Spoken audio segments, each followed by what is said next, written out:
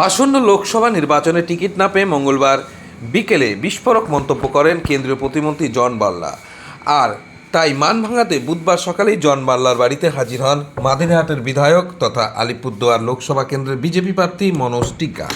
তবে দীর্ঘক্ষণ বসে থেকেও জন বাল্লার দেখা পেলেন না মনোজ টিগ্গা। দেখা না পেয়ে চা পান করে এক প্রকার নিরাশ হয়ে ফিরতে হলো মনোজ টিগ্গাকে। এদিকে পরিবারের সদস্যরা জানান, রেলের একটি অনুষ্ঠানে যোগ দিতে বেরিয়ে গেছেন জন বাল্লা। এদিন দীর্ঘক্ষণ জন বাল্লার বাড়িতে বসে থেকে দেখা না পেয়ে বের হওয়ার পর মনোজ টিগ্গা বলেন, কাঞ্চনকন্যা এক্সপ্রেসের স্টপেজ দেওয়া হয়েছে মাদারিহাটে। সেই অনুষ্ঠানে যোগ দিতেই মন্ত্রী বেরিয়ে গেছেন। আশা করি পরে দেখা হবে।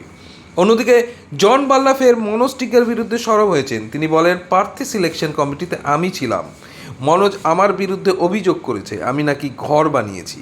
আদিবাসীরা কি ঘর বানাতে পারে না? আদিবাসী মানুষ কান্নাকাটি করছে কারণ আমি টিকিট পাইনি। আগামী দিনে মানুষ যেদিকে বলবে আমি সেদিকে থাকব। উল্লেখ্য, এবার আলিপুরদুয়ার লোকসভা কেন্দ্রের বিজেপি প্রার্থী টিকিট পাননি। এবার আলিপুরদুয়ার লোকসভা কেন্দ্রে বিজেপির টিকিট পাননি গতবারের জয়ী বিজেপি সাংসদ তথা কেন্দ্রীয় প্রতিমন্ত্রী জন বাল্লা। আর তারপর থেকে কানাঘুষো ছিল কি করবেন জন বাল্লা। এরপর মঙ্গলবার বিকেলে তার অনুগামীদের সাথে নিয়ে বৈঠক সারেন জন বাল্লা। পাশাপাশি সেখানে মনোজ টিগ্গার বিরুদ্ধে ক্ষোভ উগরে দেন আলিপুরদুয়ার লোকসভা কেন্দ্রের মনোজ টিগ্গা জিততে পারবেন না বলেও দাবি করেন জন। যদিও এ বিষয়ে গতকাল পর্যন্ত মনোজ টিগ্গা সেরকম কোনো প্রতিক্রিয়া দেননি। এরপর বুধবার সকাল হতেই জন বাল্লার বাড়িতে হাজির হন মনোজ টিগ্গা। সাথে ছিলেন রাজ্য বিজেপি নেতা তথা ফালাকাটার বিধায়ক দীপক বর্মন। তবে নিরাশ হয়ে ফিরতে হলো তাদের। সম্মানীয় আমাদের সাংসদ এবং মন্ত্রী ওনার সাথে দেখা করতে এসেছিলাম।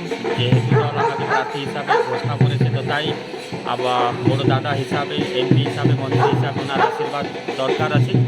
তো উনি বিশেষ কাজে ব্যস্ত আছেন এবং যেহেতু আমরা ডিমান্ড করেছিলাম যে মাদারিহাটে কাঞ্চনকন্যার স্টপেজ দিতে হবে, তো সেখানকার স্টপেজ আজকে ডেট দিয়েছে ডিআরএম স্যার। তো উনি সেখানে ব্যস্ত আছে, সেজন্য এখানে আবার এসে দেখা করবো। বলদ কি বললো? কালকে তো উনি ব্যাপক ক্ষোভ প্রকাশ করেছেন। জন্মালা কি দেখা করলো আপনার সাথে? না, উনি কাজে ব্যস্ত আছেন। ঠিক আছে, আমরা ডিমান্ড রেখেছিলাম যে মাদারিহাটে কাঞ্চনকন্যার স্টপেজ দিতে হবে। তো কালকে হঠাৎ রাত্রে নোটিফিকেশান হয়েছে যে আজকে স্টপেজ হবে, আজকে থেকে শুরু হবে, তাই উনি সেখানে গেছেন। আমরা তো দেখলাম আপনি অনেকক্ষণ বসেছিলেন, জন্মাল্লা বাড়িতে থাকলেও বের হইলো না, কি বলবেন? না, উনি কাজে ব্যস্ত আছেন, দেখা হবে ওনার সাথে। হ্যাঁ।